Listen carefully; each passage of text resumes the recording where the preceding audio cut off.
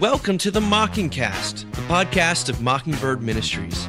I'm David Zoll, your host, and in just a few moments, I'll be joined by my co-hosts, Sarah Condon and RJ Heyman. We come to you every week to explore a few of the places where we currently see grace, and its absence, playing out in unexpected and compelling ways.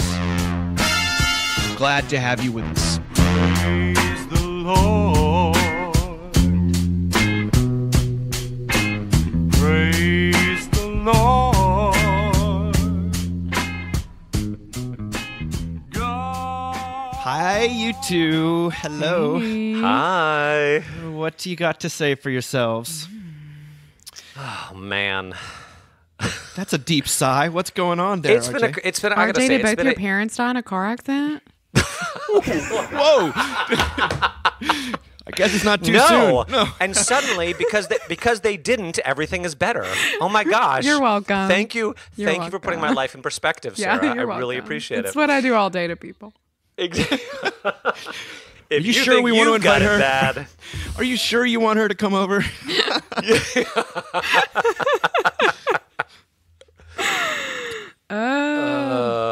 well, I will say no, they did not. But it's been a hard couple of weeks. Like my assistant got COVID. Oh no. Which was, and her husband did too. And so they're okay, but it wasn't great. And then Ash Wednesday and... Did that happen? I mean, I just... Exactly. It's been a very, for anyone in sort of liturgical pastoral ministry, this is a very busy time of year. So I'm just, right at the moment, I'm a little burned out. I'm gonna name it. And I feel hesitant to name that, but I've heard that from so many people right now. People are burned. And my wife was taking a walk this morning and she sent me this text. Here's a quote. A mom pushing her stroller right now talking on the phone to her husband, quote, I think you need to dig into your inner psyche because if you're going to continue to burn out like this, we are not going to make it. Oh no. And my wife was like, sounds oddly familiar. Like not that we're quite there, but it was definitely this other woman's suffering was a moment of grace and in my own wife's life being like, No comment over here. No comment over here. Yeah. So, Golly. Well, so that's how I'm doing. How are you guys doing? Sarah, Well, what's happening? We had the ice storm last week, and we didn't have power for 5 days or water for like 3. And then we had to boil water, and my friend Callie came over, and she has 3 kids. We have 2 kids. It was like just a lot of us taking care of each other, which was precious. But also it was like us taking care of each other feels a little bit like The Handmaid's Tale. So it was just like a lot. You know what I mean? Like when I had to boil a giant thing of water just to wash dishes, because they don't make a paper plate version of a boiling pot, unfortunately, RJ, because I would for sure buy it. What day did you run out of paper plates? Was that like day 2? It was You're like, very what do we do early now? on. I had to get into my holiday paper plate collection. Ooh, I know those. We got a big backlog of those. But there's Happy always like Hanukkah, kids. 7 of them. Yeah. And then I did that like very American, very of my neighborhood thing where like we got water and power back. And then I was like, it's time to exercise and go to the grocery store and like act like none of that trauma happened. And I'm not really sad that neither of my parents could call me. And then I had like a panic attack on Monday night. So yeah, I mean, it's just, it's a lot. It was already a lot, but to go through something like that and to know that they weren't here to worry about me was like I remember when my grandmother died, it was like, oh, Meemaw is not here to pray for us anymore. Yeah. And there was this, so when bad things happen, right? And so, it was Sarah, really I remember, rough. I think I told you on the phone, but I was like, I when this happened, I thought, during Harvey, Sarah just took the kids and went to Mississippi. Totally, 100%. And like that's where she was for most of that time. I remember having to record there, like you were recording there, and it just as if you needed another reminder. Yeah, I mean, my mom definitely would have called like 3 days before and been like, "You should just come here, and if the weather improves, you can just go back." So it was like, and we're still figuring out the landscape of family in terms of what that looks like. Like, I have a brother in New Orleans, and I absolutely should have gone to stay with him. You know what I mean? Like, we're figuring it out, but it is a new landscape, so it's different. Gosh. We ended up having like one of these things where it was like an unintentional snowcation thing for the kids. So that everything was upset and it kind of put everything topsy-turvy. But it also gave me time to put the finishing touches on the Brothers Zoll podcast, which it's like a limited so series. good. Oh, you're sweet. Like, I feel like I'm stepping out on you guys. No, I totally no. First of all, But I tried to make it no. very different. I feel that way a bit. I have Do some you? resentment, but I'll work that out with you later, Dave, offline. We started okay? listening to it this morning, and I just love it. I think it's so good. I think it's great for the longtime Christian. I think it's great for somebody who's new to the church. I think it would be interesting for people to listen to who like want nothing to do with Christianity. Like, it's really generous and interesting. Oh. You're becoming a media conglomerate, Dave Zoll. I'm starting to feel like a Amazing. podcaster from my job, and I'm just like, I'm so excited. I was just so excited to record today because I was like, then I don't have to listen to my voice for the next couple of weeks. But I am honestly, TJ Hester, who is our audio engineer, worked his tail off, and if Teach. we joke that my brother John, who's on there, he is the Sarah of this new project, partly because he's the one who throws the occasional zinger in that maybe needs to land on the cutting room floor, but he also is constantly throwing in music because he's a DJ, and so TJ was able to put this incredible music to it, and that's been a lot of fun. So I've never actually collaborated with those guys. That's fun. I love it. Well, anyway, I invite people to check that out. It's just search for it, and it's on all the places where people get podcasts. But let's move on to what we got this week. This first one was a little silly, but I also thought it was kind of a nice palate cleanser, or whatever you call it, the sort of opening salvo. It was in Slate by Rebecca Schumann. Bouche. Sorry. Amuse Aperitif. bouche. Excuse me. Yes. Amaze boosh. Amaze Bouche. The title is There's a German Word for Your Pandemic Experience. Now, I don't know if I've talked about it much on the podcast, but I grew up in Germany for a little while and spent a lot of time there, and it's a part of my past I kind of forget about sometimes, but this hit me close to home. This is what she says. It says, during the otherwise Nietzschean abyss of the early pandemic, one of the few bright lights was a German word, Hamsterkauf, or Hamsterkauf, which first emerged during World War II and began circulating in German media last March. It literally means hamster buy. This coinage described the act of succumbing to our basest animal brain instincts to hoard more necessities than we could ever actually need, much like the rodent in question. Ah, those delightful Germans, always with the single word that describes a very specific thing that any normal language would never have a single word to describe. Over the past year, the German language has coined 1,000+ new terms that are specific to the now, the pandemic times. It comes down to this. You start with two nouns or an adjective and then a noun, and then maybe you add a verb, and then you stick them all together. New superstars such as Impfneid, which is vaccine envy, is a great one. But what about the particular cacophony of imperious voices bickering over how to relax social distancing and lockdown measures? Well, that's an Öffnungsdiskussionorgie, which literally translates to an orgy of discussions regarding reopening. All the things I want to say right now are so inappropriate. Go for it. She says, I could ruminate all night on such lexicographic majesty as Geisterspieltag, which literally means ghost game day, or the practice of playing soccer in an empty stadium. Oh my gosh. Do you guys like, does any of these trends or any of these terms ring any bells for you? I mean, a ghost play day, an orgy of discussions regarding reopening. Do you have a favorite German word? Weltanschauung. I mean, so I took German in Schadenfreude. high school. Have we had this conversation? I don't know. Same lady who was my choir teacher, and she hated me then, and based on her social media comments on my post, hates me now. She used to make me come in at 7 a.m. every day and scrape gum off the bottom of chairs with a screwdriver because I talked too much. Anyway. Right? Yeah. That didn't Keep work. going. I get paid to do that now, Miss Morgan. But anyway, she did not do a good job of teaching us German in Mississippi. My friend went on to major in German in Colorado thinking she had all these years of German, and they were like, we don't know what language that is. It is not German. Mississippi So, German by way of Mississippi. German. I mean, I do love this idea that one word encapsulates so many different things. Because I feel myself being in a moment right now where clarity is really hard to find. And I love that like these big words like offer, like they kind of cut through everything. The imagery of ghosts, I that's very powerful because I find that it's like we, in Native American culture, there's, and I wish I knew which tribes, but I do not off the top of my head. It's been years since I studied this, but there's the concept of ghost dancing, which is to like sort of perform what the ancestors did, but there's an emptiness to it. And this is like, we can all be in different spheres, even sports aside, where like, for example, we're all watching opera, basically on our computers, right? We're not there.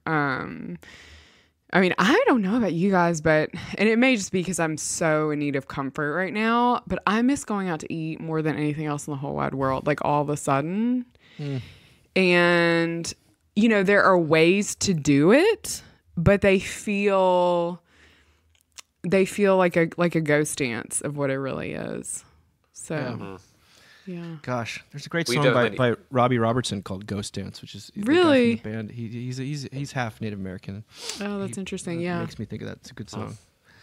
Rucker made me think of Farfignugan, just because I like my cars. I own too many cars, and we're about to. I think I have to buy another cheap car for my 16-year-old, which means we'll have to sell another one. So, the term, as I was thinking about this, it's not a single term, but the term which resonates most closely with my current state of mind is decision fatigue. I just have decision fatigue, constantly having to adjust and pivot, over and over again. People love that word right now. I'm pivoting. Pivot? We're pivoting. They pivoted. I'm that was sort aren't of we the making big, a full circle at this point? Like, what is that? Yeah, like what I didn't say, in addition to doing Ash Wednesday and stuff, we moved to a tent this week. We moved church completely out of the church. I'm looking at a 2,800 square foot tent in my front yard, and when I woke up Sunday morning, there were 25-mile-an-hour winds and rain, and I was like, what is this going to be like? It was actually great. Church was fantastic. It was lovely and better than I could have. It was a real answer to prayer. But I just like, when will there be any kind of consistency to anything? Yeah. Right. And I could have just said, well, we're just going to shut down and that's what we're going to do and that's it. But I'm also, I'm trying to have a space where people can get together and worship safely, Sarah, and it's like, why? I wish I cared less. Sarah, something you said to me on the phone has been ringing in my ears, and it reminds me of the decision fatigue. I think it was either you or your husband said... It was Josh. He said, I'm sick of learning about all the things I take for granted. I'm sick. Like, what's the word for that? Like, yeah, it's like, take for granted lesson of tiredness. Like running water, like power. Yeah. I'm sick of being reminded or learning of all the things that I didn't know I was taking for granted. Just how privileged I actually am. Yeah, and in so many ways. Yeah, It's just like a cry uncle. Like, I don't need to know that I've been taking it for granted that the roof is not bursting, the pipes aren't bursting down onto my desk, right. It's I think that decision fatigue is very much a real thing, RJ. Maybe it's just pandemic fatigue. I'm sure that's it's all of it. Someone asked me how Florida was, and I was like, I don't even know. You got Florida, maybe you got Florida fatigue. What's that supposed to mean? Like, everything is so impossible and stressful right now. You can't even. Yeah, it's bizarre. Sarah, I was thinking about you too, because a person I was talking about an idea that a friend had for a book about the invisible people that we have conversations with in our head, and calling them ghosts. I mean, it can be, and in fact, everyone is essentially invisible to us because we can. How do you ever fully know another person? But right. The way that the interlocutor that some of us, there was I think a New Yorker cartoon of someone getting mad that their shower had been interrupted. They said, I was just finally winning the argument with the person in my head, in the shower, and thinking of how much that the justification element of it, like that we're always trying to win or prove something to someone in our mind, but it could be a parent, and it could be someone you've lost, but it could also just be someone who you've decided you really don't like, or someone from your past who represents that whole world, but we're surrounded by ghosts in our minds. And we so are, yeah. I mean, I've talked about this before. I'm struggling so much with getting up in the morning, mostly because the dreams I have are so intense right now. There's a lot of weeping in dreams. And then I wake up and I'm just like, oh my God, and so I've tried to find, there are different weird people I talk to, and one of them, in all of the stuff I found, there's a beautiful portrait, like bubble glass, really old, of a great grandmother. She was this Mexican great grandmother that I have, and she died when she was my age. She's an incredible human being by all accounts, but everyone in my family has always been like, oh my gosh, that portrait of her is so scary. And I'm like, nothing scares me anymore. So I put it up in my dining room, and I literally like do the thing where I point at my eyes and then point at her eyes like almost every day. And I'm like, come on, lady, let's do this. Like, she's totally like, a ghost in my presence that I never knew, but has become a force for me to even be able to make people breakfast in the morning. So it's funny how that happens. That's kind of beautiful, because a lot of times people get tortured by those. Well, then, Dave, as you were talking about ghosts, it reminded me of what Paul writes, right? Since we are surrounded by such a great cloud of witnesses, but that's the type of ghost you're talking about, right, Sarah? Like the encouraging ghost. 100%. The like they're reminding us of what's true, and that we're loved, and that they have gone on before, and like, yes, life wasn't easy, but like, they made it, and they're on the other side now. But here's the thing, like, encouraging ghosts. I'm down for scary ghosts too, just because like if I see them, I will full on ask them if they've seen my mom and dad. Like our light started to flicker in our closet in a weird way, and I before this happened was like kind of skittish enough that I would have like freaked out, run downstairs and be like, Josh, check the closet. And instead I ran and got in the closet and was like, hello? So like, I'll take any ghost right now, scary or not. Like that's where we are. Have you seen them? Do you know if they're okay?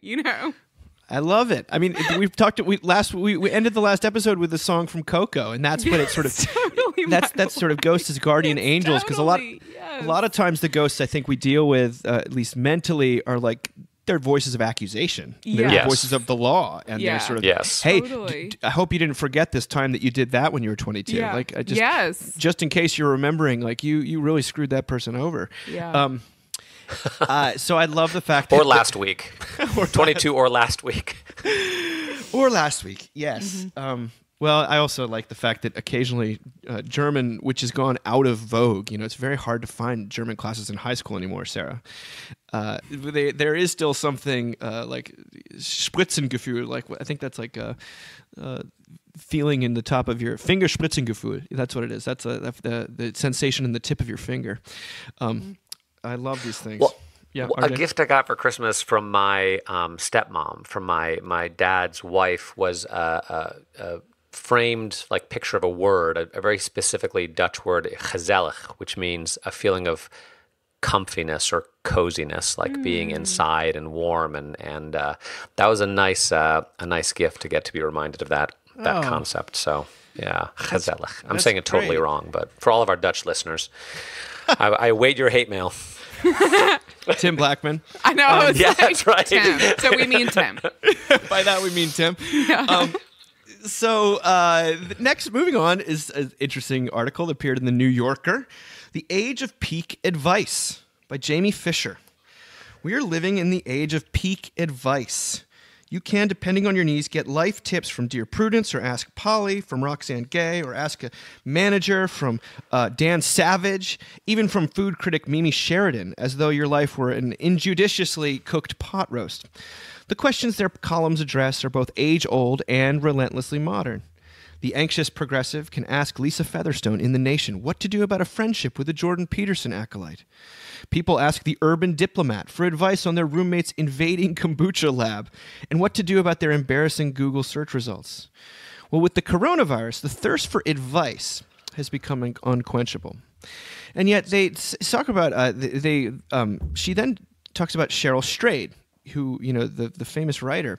She is the reason that advice became fashionable in literary circles. She opened the way for such spiritual heirs as Heather Havrilesky, who we quote all the time, who was billed as an existential advice columnist in Ask Polly, and Kristen Dombeck in N+1. She had a column called Dear Sugar, and in which Sugar, which was she sort of, that persona she took on, she suggested in the mold of Montaigne, or perhaps psychotherapy, that the solution to your problems lay within you, provided you confront them with honest introspection and brutal clarity, if not the force of revelation. The goal wasn't proper napkin etiquette or resolving a dispute with your mother-in-law. It was saving your soul. Strayd's advice columns were part of a clear step away from the detailing and reinforcing of norms found in Dear Abby, and toward a liberating, non-judgmental permissiveness that has steadily opened up a new vocabulary for how we express ourselves personally and politically. She then goes on to say that the advice column is often celebrated as universal. Trouble is the common denominator of living, Ann Landers declared in her memoir, Since You Ask Me, boasting that her letter writers have included bank presidents, coal miners, sex workers, and nuclear scientists. But despite an ongoing transformation in who can give advice and how, advice isn't half as egalitarian as we would like to believe. Most of the columnists I spoke with guessed that their readership is mainly white and female. A recent poll conducted by 538 found that more than 40% of men have never or rarely even asked their friends for advice. And I did not know this. The most ambitious American advice columnists worked for less than 2 years. In 1957, Martin Luther King Jr. began writing Advice for Living, a monthly column in Ebony. Wow. Readers asked him whether playing rock and roll for a living was a sin, whether birth control was immoral, how he felt about nuclear weapons, and whether to fight in the army of a racist country. Installments poignantly aligned the mundane with the spiritual. He speculated on the nature of enduring love, bookended by ads for lustrous silk hair straightener. He asked a disgruntled parishioner to, quote, stay with the church and continue to sting its conscience. He told a woman who had just lost her 5-year-old son to avoid self-pity. Perhaps most shockingly, he told a preacher in small-town Mississippi to risk martyrdom fighting Jim Crow. Wow. His words are hard to read and reconcile with the canonical advice column, which asks its readers to do what is feasible. King, instead, asks for the barely possible. He was either the best advice columnist or the very worst. There's often something... I know a worse one. I did not know that about Martin Luther, about MLK. Fascinating. What do you think about that? Or the whole thing? Absolutely wild. I mean, I read advice columns now. Mostly the one I read the most is probably in Real Simple magazine. But it is an interesting observation. A lot of it is like, I mean, I feel like it's just above asking people, like asking a professional, like how you're supposed to like set a dining table. It really is not, it's a lot of interpersonal kind of relational stuff. And it doesn't ask much of people. That's such a fascinating observation. Especially like it doesn't ask much of people in the way that like if I were reading Dr. King telling a pastor that he needed to put his life on the line, the way that broad sweeping suggestion would then impact my life, it's just really that's really interesting. I mean, it makes me think a little bit of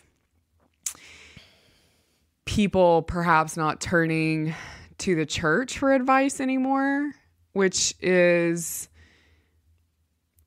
I think, a little sad. I mean, I think that for me is like a real beautiful thing about college ministry is like people still ask me for, my students will just by the sheer fact, right, that I'm in the next stage, I'm probably 2 or 3 stages down life patterns than they are, right? But I'm not as far yet as their parents are. And so they will ask me for advice, but like that is definitely not a thing I had experienced in ministry before. Yeah. People don't come to their pastor in the same way that they used to. And so what it makes me think of is how people often turn to Google. So not everybody is writing into these advice columns, but people are definitely, I mean, the kind of Google searches people, I mean, one of my favorite ones, I can't remember if we talked about this, but it was like when people, and I guess they still do write this nonsense, but when people write hashtag like best husband ever is like one of the most popular hashtags, but one of the most popular searches on Google is why is my husband such an asshole? The great unanswered question. Like, when you figure it out, let Jamie know. Yeah, I have some people who'd be very interested in the answer to that so question. but there's like, and we laugh, but like there's not an answer. And that's such a therapeutic question, but it's also like an existential question. It's a spiritual question, right? It's you're getting this kind of flat non-answer answer in so many ways. So, yeah. Wow. RJ, what do you think? I was thinking how if we are in the golden age of advice giving, it also does strike me, and you guys can tell me if I'm wrong, but since the pandemic hit and everyone sort of basically lost their mind, life hacks are not as much of a thing, maybe, right? Because a life hack is just something you're doing to sort of optimize your already great existence or something. And if those have gone away and what they've been replaced with is advice columns, and specifically more existential advice columns, that to me is actually something of a hopeful sign, right? That people maybe are looking for slightly deeper answers as they are encountering more difficult questions and more difficult situations. My wife, who listens to a lot of podcasts because it's how she maintains her sanity while endlessly entertaining our 4-year-old, said the amount of advertisements for online therapy is just through the roof. Yeah. Like it is unbelievable. It's just every advertisement is some new online therapy startup. But then, she heard, she mainly listens to true crime podcasts, like that sort of thing. What a beast. Yeah, she loves it. She loves it. So as I said before, if I ever disappear, Jamie did it.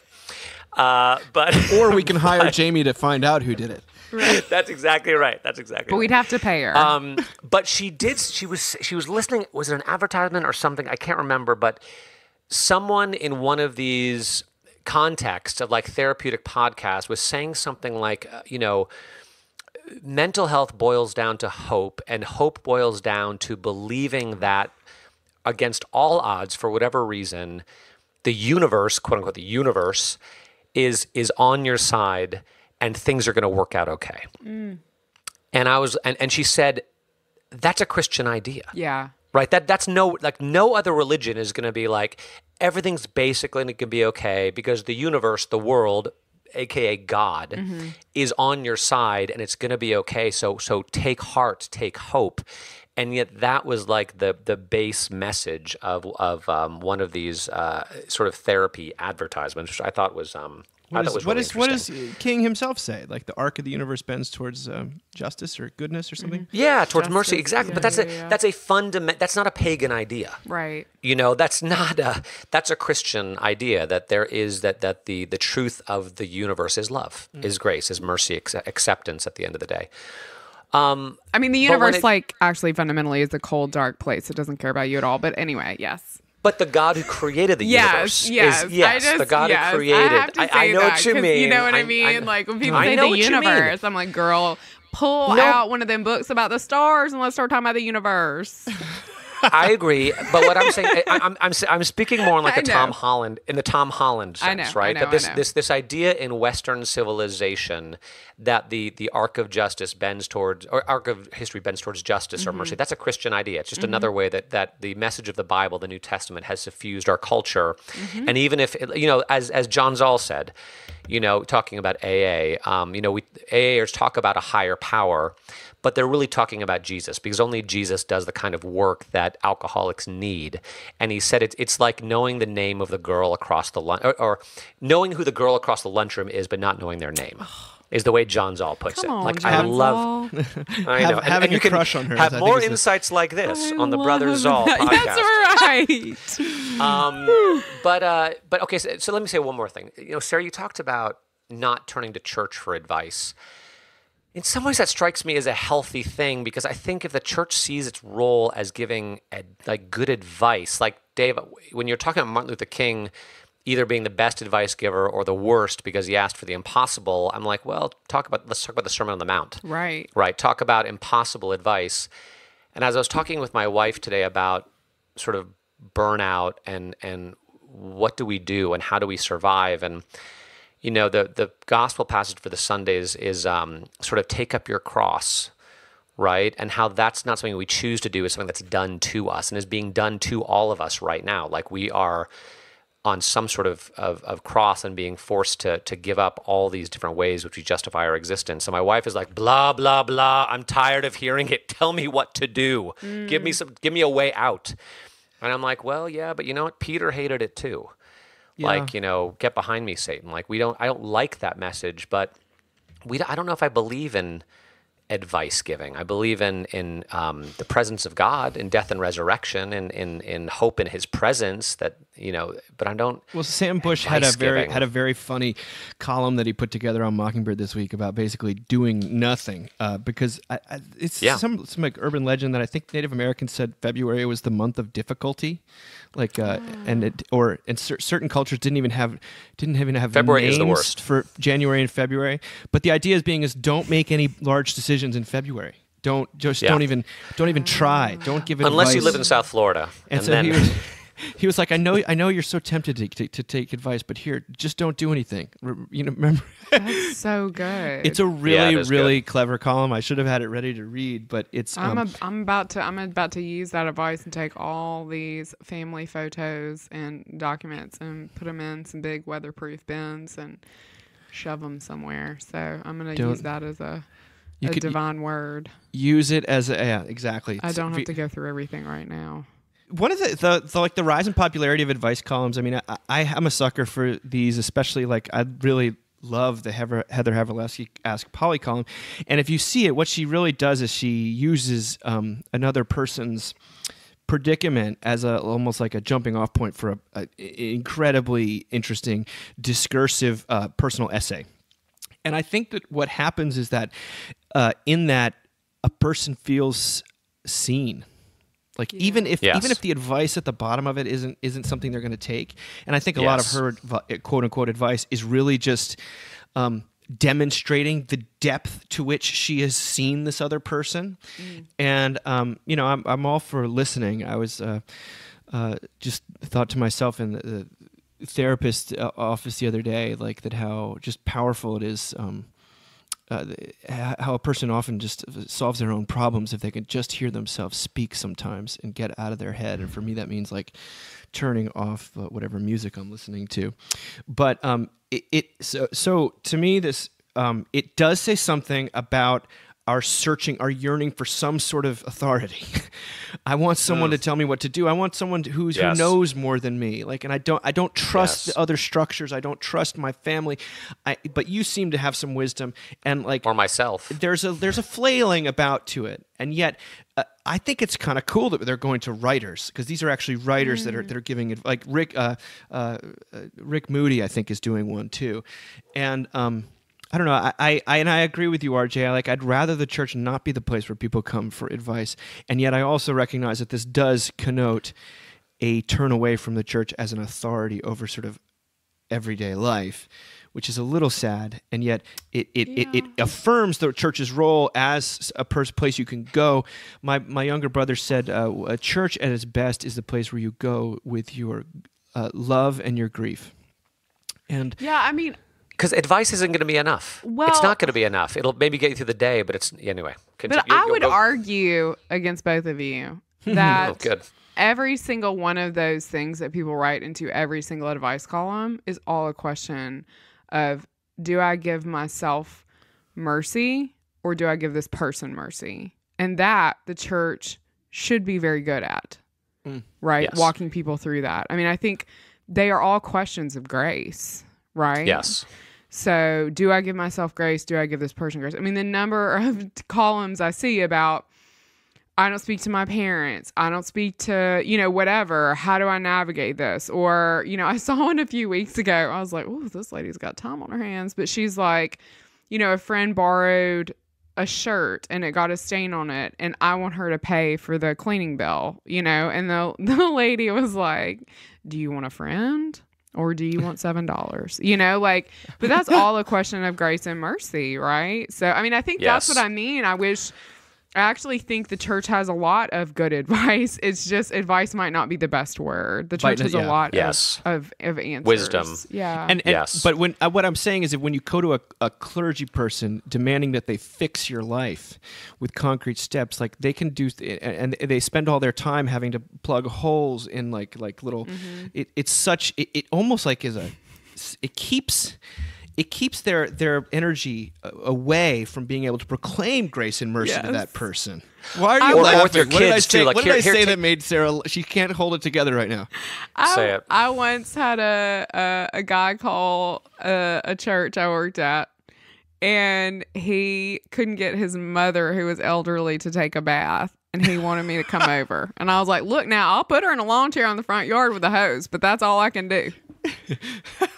It's like, But that's, yeah. I mean, so to your point, that did take it didn't take as much energy for me because I didn't put too much into it. But I mean, yes, we're not good at all those things. But that's classic, actually, because people definitely come to church and they're like, fix this person for me. Yeah. Fix my husband for me. Fix my Fix my husband. kids for Yes, me. Fix yes. my parents for me. Yes. Like, fix them. Make them, Baptize my conform to what I think they grandchildren. should Their be. parents don't want it. Yes.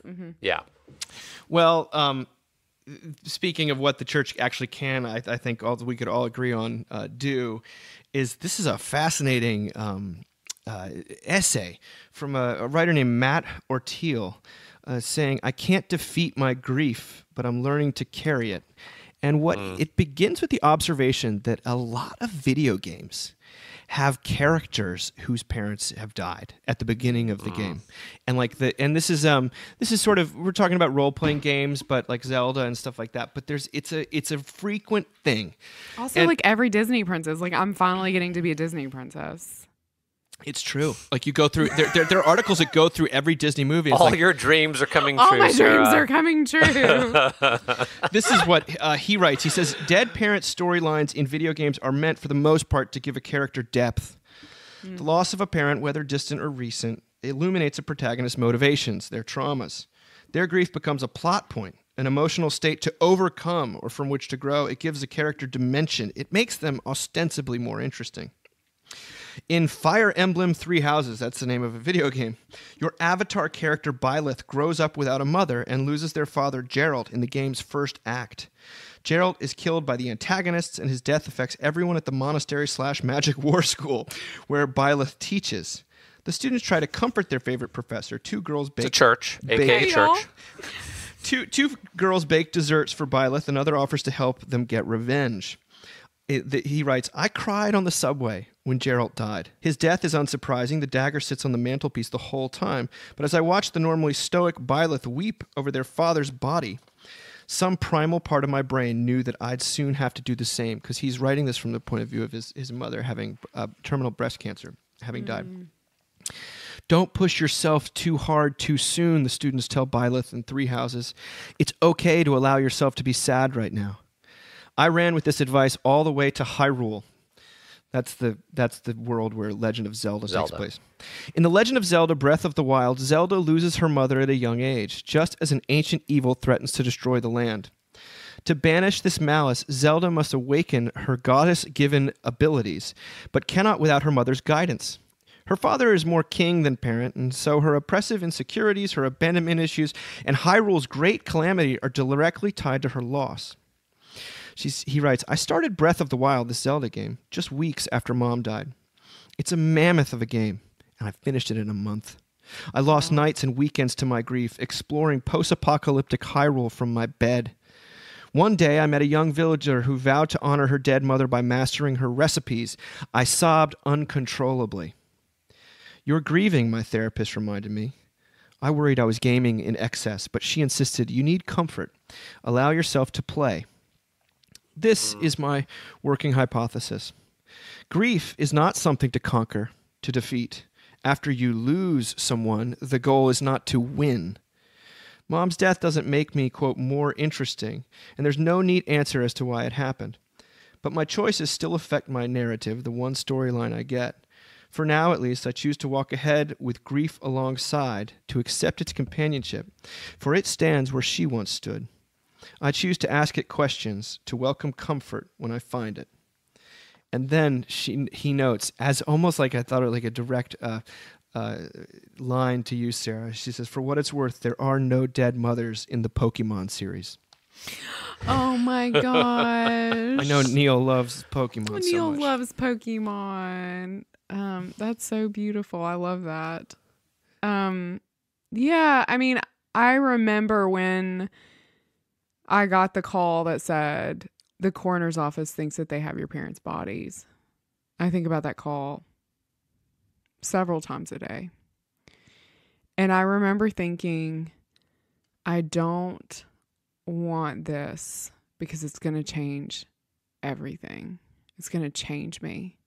I mean, I remember like weeping and looking at one of my boy cousins. You know, we're all the same age and they're just so incredible.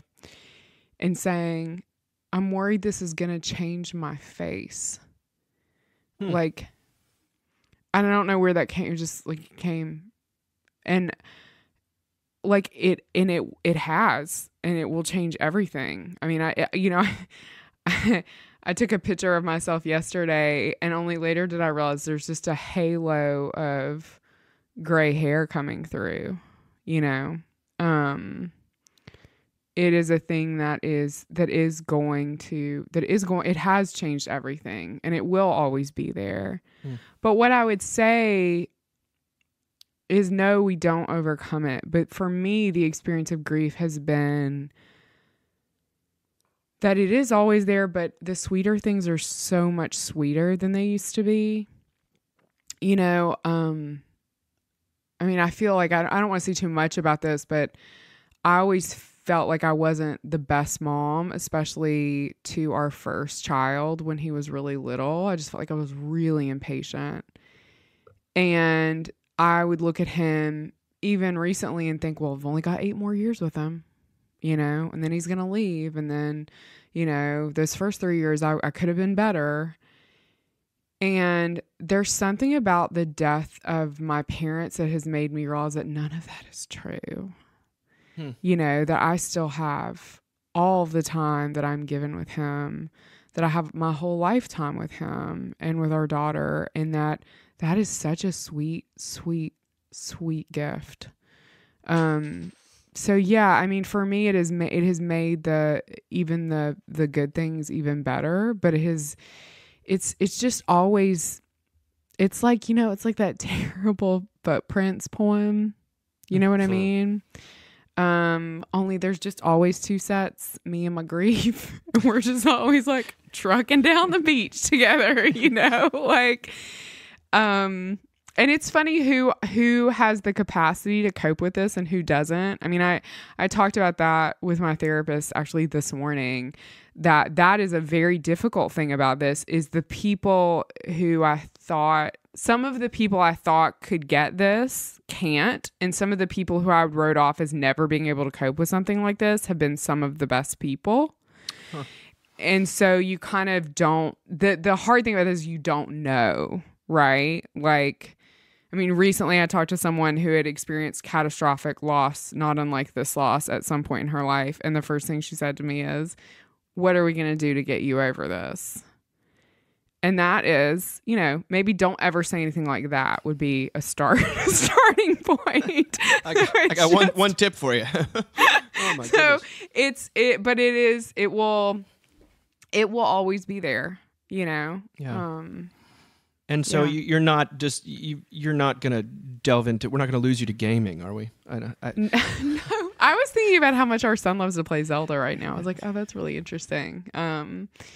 Yeah, I mean, who knows what what I will escape into. I'm back in reading about Russian aristocracy and historic romance novels. Not the Holocaust? Not right now. Not the Black there was Death. a lot of terrible massacres in Tsarist Russia. There were. You can find I can tell you plenty all about them. of Hold on to those. tribulation. Yeah. It's there. I mean, you guys basically had a Russian experience in Houston this past week, I think. Yeah, we did. We did. Ru- I don't know. I think it's I don't know. Grief is such a strange, it is like a thing that's always there, but it makes you so fearless. Really? Like that has been the most beautiful thing to me. It makes me so fearless. Like nothing scares me anymore. Because like when you've lost this much, you're just like, I'll dance crazy. You know what I mean? You're like, I'll check the closet and see if there's a scary ghost in there that knows my parents. Like you're just like, it's kind of crazy to me, the stuff that I'm not afraid of at all. Rutger, what do you think about this? I thought the advice that the therapist gave was like the best kind of pastoral advice, right? That if someone's coming to me being like, fix this person I don't like, or how can I take my faith to the next level? You know, like I have nothing to say except stop living in denial. But if someone is like, gosh, I'm playing too many video games, or you know, what, I'm not dealing with this well, or you know, that thing of, it's okay. Like you're God is with you, and you're doing what you need to do right now. Be patient with yourself. Be merciful with yourself. Allow yourself to grieve. Like this is where you are. Where you are right now is where God is right now. Like that just strikes me as incredibly helpful and powerful. Wow. Yeah. And it made me think of, you know, all the things that I abreact to in the same sort of way. You know, that I can't watch Tangled without just completely losing it. You know, for a variety of reasons. But yeah, I mean, those are gifts, you know, little ways, things that just touch us in those places of pain. And Dave, what you said, you know, and Sarah, you said this too, that people they're not looking for, they think they're looking for advice. They're really looking for comfort and for hope, you know, and for empathy, just a little empathy. And that's why Heather Havrilesky is good. Because like you said, it doesn't matter what she said. It matters that she heard them. You know, that she... and sometimes you won't feel heard until the person like puts up a harsh mirror and is like, listen, this is how deluded you are about yourself. Because a lot of those advice columns, by the way, are pretty harsh if you read them. Yeah. They don't all end with, they're sort of like, you are out to lunch if you think so-and-so is ever going to come back to you. Right. But what's conveyed, what sounds like the law is received as grace, because a person's like, oh my gosh, this person takes me seriously enough to really care and say something, even if it's completely condemning. I was thinking about video games though. Like I'm, as a person who's not that into video games, but I have a brother. And you can hear about this on the Brothers Zoll podcast, who really got swallowed up, almost like ruined his life by a video game that was not the play. Final Fantasy. It was World of Warcraft, World of Warcraft. That's right. So I knew it was an absorbing. alliteration. Damn it. And it became rather than a coping mechanism, it became his entire life for a little while, and he sort of started to sneak around.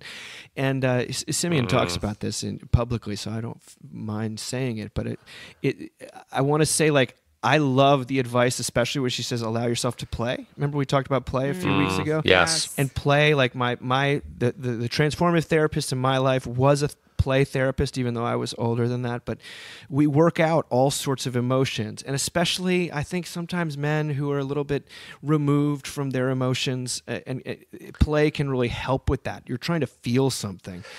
And video games, I think, are allowing this guy to process his grief in a beautiful way. But I also know that it does have an addictive component, and it can. But Simeon, you know what Simeon said? He said he didn't get out of World of Warcraft because people told him to stop, and he knew he needed to stop, and he knew his wife said, "You've got to stop this." You know what happened? A better game came along. Yes. His desire.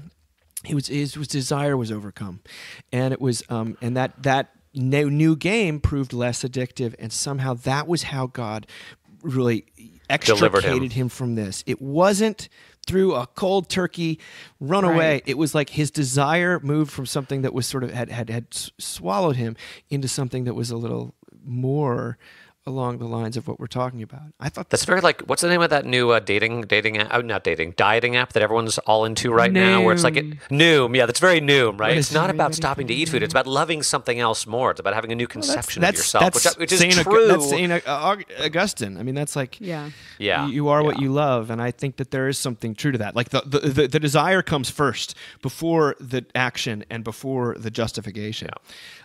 So I will say, the only game I've ever really loved, I think I played it through twice completely, Super Mario Galaxy. I'm a big fan of Super Mario Galaxy. So it was like being in heaven.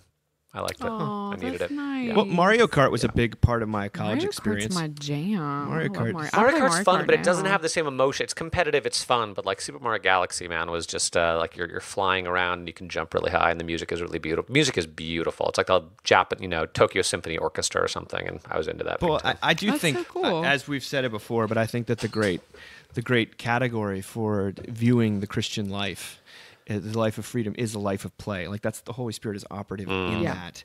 The Yes, stakes are yes, sort of yes. gone. You can enjoy things for their own sake, not for what they end up saying about you. Or Yes. The only time I get a reprieve from grief right now are things that are basically play. So, yeah. Like, I've never played so much music with my kids and danced as I do now because it just gives us all a break, you know? That's great. isn't that what? I mean, what it's music? a lot of Dave Matthews, but Wow. He's from Charlottesville. he is. And I love him. They know all the words to Crash, and they have no idea what it means. apologies. Yeah, exactly. Yeah. Well, let's get to our last piece for today. It's a really powerful sermon, in fact, from Dr. Sam Wells, who English vicar, who used to be at Duke Divinity School, and the title is "Things Too Wonderful for Me: The Book of Job and the Love Stronger Than Death." The whole thing's good, but I thought we'd get to the last part of it was particularly striking to me. He writes, the story of Job is in the Bible, which means that the answer to Job's question about suffering and death is, in the end, Jesus. In Jesus, we see the story of Job played out in an intense form, most of all upon the cross. The words, "Why have you forsaken me?" are a concise summary of the book of Job. They don't get an answer. For those 3 hours, for 2 nights that follow, it seems that God's love and God's power have parted company, and the whole of creation is a pitiless mockery ending in annihilation. But Jesus' resurrection once again unites power and love and shows us that we will not ultimately be forsaken. The reason why the book of Job is harrowing is not just because it's about suffering. Job is deeply troubling because it exposes something uncomfortable about most manifestations of the Christian faith. In most cases, our faith is based on an assumption that if there is a God, the job of that God is to fix human problems, ameliorate existence, and arrange benefits. In other words, that God is a piece of technology whose role is to improve our life. It's an utterly human-centered arrangement, a narcissistic faith. Not really faith at all, more the demand to honor a contract we never actually made, a contract by which we agreed to be born and God agreed to do the rest.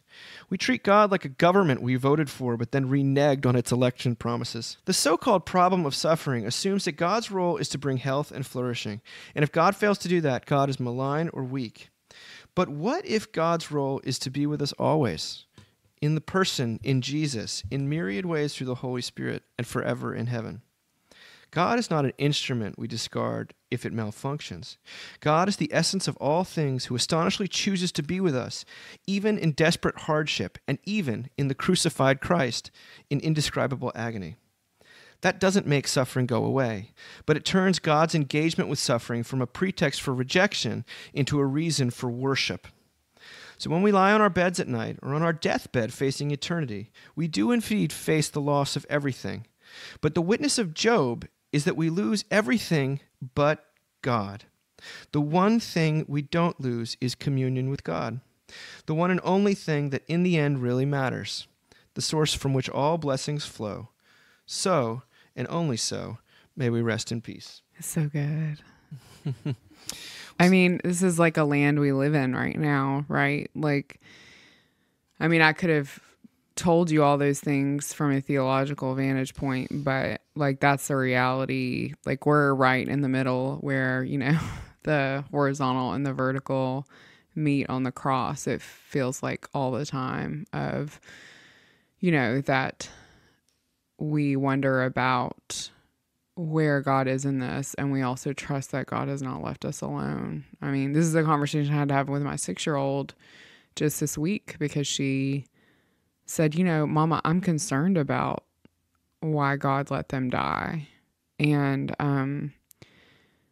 you know, be brave enough to have those conversations with your kids when things like this happen, because, you know, one thing I've learned about children and grief is they often will find weird, very weird ways, especially when they're young, to blame themselves for tragedy, or to think that it's something that they thought, or to think it's something that they thought about God, that maybe caused this to happen. And so as hard as it is to have those conversations, it's super important. And, I kind of, offer her the only comfort I have to offer myself, which is, yes, it feels like our light has gone out. I said that to my husband a few weeks after it happened. I said, my light is gone. I have no light left. But God's light has not gone out and stays with us through all of this. And that is like the promise that we have. And, that's all I can offer to myself. It's definitely all I can offer to my daughter. Gosh. But it's hard. That's the space we inhabit. But it's so weird. It's like, I'm so thankful.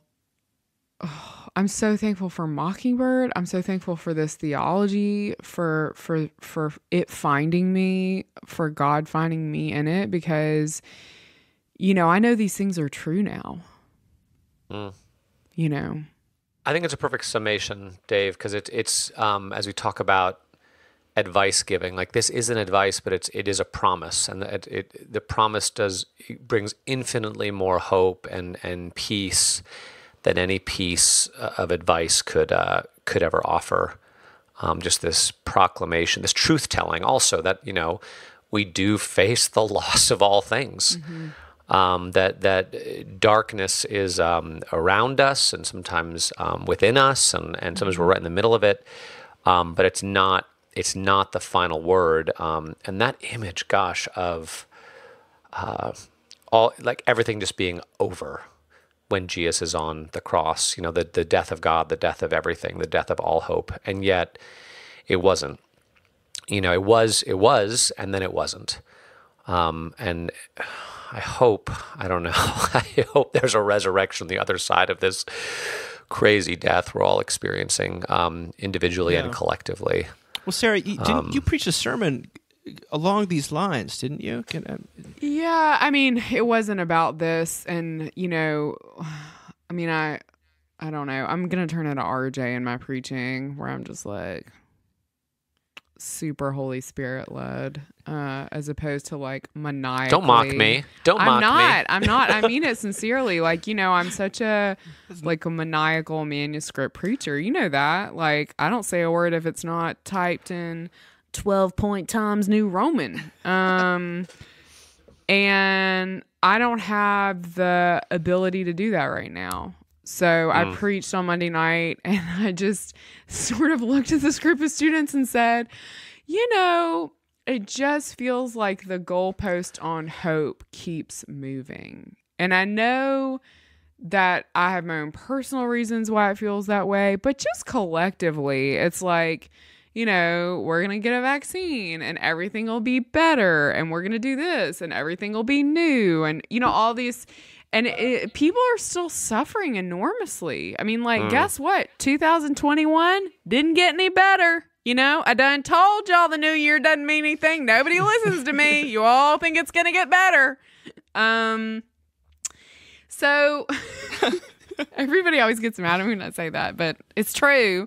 But the thing about Lent, now we're in Lent, and of course everyone wants to control Lent now and have the best Lent. And, my friend Callie, who I'd spent so much time with last week, had this just great vision of I just love it, of we all think we're running towards Lent, but we're just running in place. I'm coming, and really Easter is moving closer to us. That's actually what's happening. Wow. Yeah. And it's such a beautiful, isn't that? It's just so, that's good. It's just so good. We were talking, I love this. We were talking about that also in the context of her son, who's 4, is sort of renewed clinginess with her, and when she drops him off at school, he'll say, are you gonna pick me up? I'm gonna need you. And I was like, that's exactly how Lent feels. We're all looking at God you're gonna pick me up. Easter's coming, right? I'm gonna need you. Because we know no matter how much these goalposts on other things get moved, Easter is going to come. Easter moves closer to us every single day. And, you know, that's hope for me. That's the only place I can find hope right now. So what an image to end on. Easter is moving closer to us.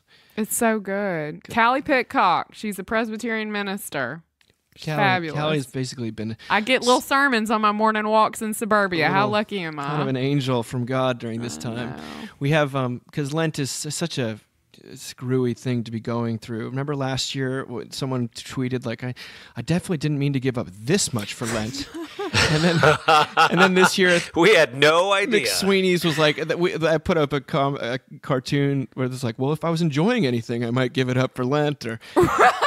and then the jokes are just, and then McSweeney's like a letter from God to the human race saying, don't worry about giving anything up for Lent this year. I get it. You know, you've given up enough. You're good.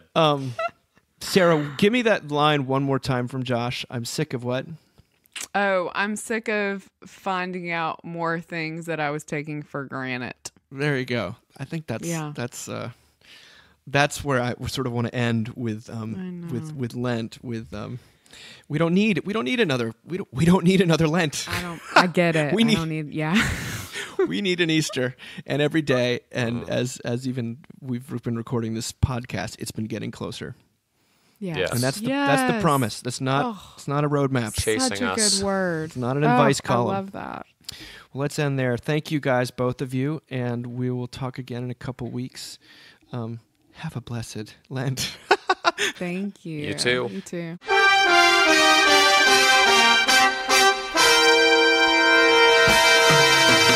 Thank you for listening. Remember, you can find us on the web at www.embird.com. And we'd always love to hear from you at info@embird.com. Audio production for the Mockingcast is provided by TJ Hester. And if you like what you've heard, please drop over to iTunes and leave us a rating or review. Until next time. Praise the Lord.